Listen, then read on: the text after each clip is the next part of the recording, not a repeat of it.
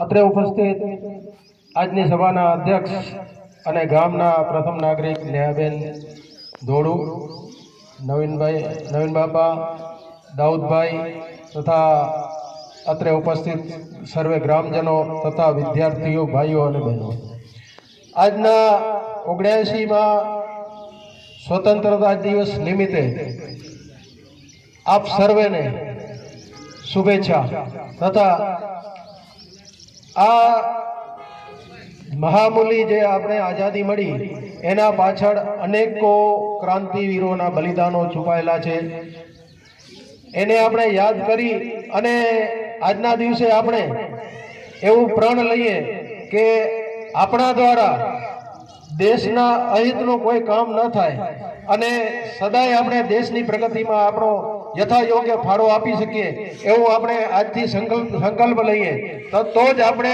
દેશને વિશ્વગુરુ બનાવી શકશું અને દેશ વિશ્વગુરુ બનશે તો દેશની પ્રજા પણ સુખી થશે અને દરેક ક્ષેત્રમાં આપણી પ્રગતિ થશે એવો સંકલ્પ લઈએ. અસ્તુ. ભારત માતા કી જય. વંદે માતરમ.